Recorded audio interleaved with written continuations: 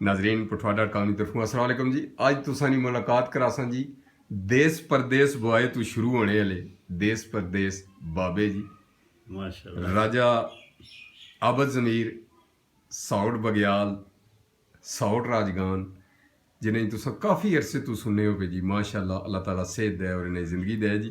तो इन्हों को बहुत सारे दोस्तों की फरमाइश सी कि असां सुनना चाहते हैं। असां अज बड़े औखे कड्डे असां जी कोई दो या एक शेर असां कोई ज़रूर सुनासो ताकि ज़ौक नी ताजगी रहे जी। राज साहब बड़ी मेहरबानी सर, बहुत शुक्रिया कि इसलै बाबियां ना ते ना कोई नहीं कि ना बहरहाल तुसां पठवार.com वाले दी मेहरबानी कि चलो बाबियां की तुसां याद रखेआ।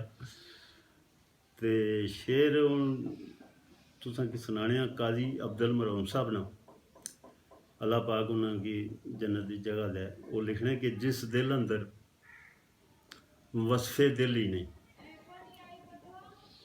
जिस दिल अंदर वसफे दिल ही नहीं, वो दिल आउंदा कद किसे इंसान दा दिल। वाह। जिस दिल अंदर वसफे दिल ही नहीं, वो दिल आउंदा कद किसे इंसान दा दिल, जेड़ा दिल ना किसे दे कम आवे, जेड़ा दिल ना किसे दे कम आवे, उस दिल थी चंगा ऐवान दा दिल। वाह क्या बात है राज चौधरी साहब अग्गे लिखने कि जिस दे दिल विच इश्क दी बू ही नहीं, उस दिल थी बेहतर अनजान दा दिल। जिस दिल विच इश्क दी बू ही नहीं, उस दिल थी बेहतर अनजान दा दिल। अब्दल दिल बेदर्द थी संग चंगा। वाह।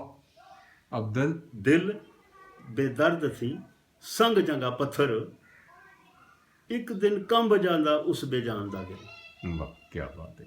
बेदर्द दिल को वो पत्थर ही चंगा है। अब्दुल दिल बेदर्द थी संग चंगा, एक दिन कंब जांदा उस बेजान दा दिल।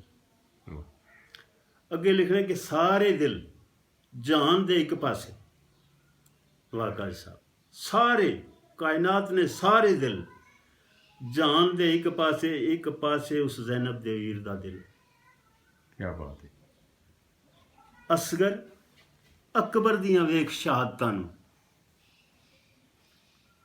साबत रहा उस माए तनवीर दा दिल।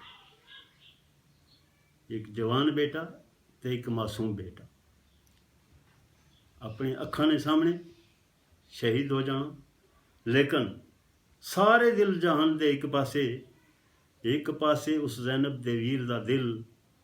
असगर अकबर दियां वेख शहादतां नूं साबत रहा उस माए तनवीर दा दिल। राय हक पर दित्तियां कुर्बानियां जो, रिया सबर विच साबर शबीर दा दिल। अब्दल हथ हथकड़ियां, अब्दल हथ हथकड़ियां जंजीर पैरें, फिर भी दुखिया न आबद असीर दा दिल। वाह क्या अब्दल हथ हथकड़ियां जंजीर पैरें, इमाम ज़ैनुल आबदीन की गल ही, फिर भी दुखिया न आबद असीर दा दिल।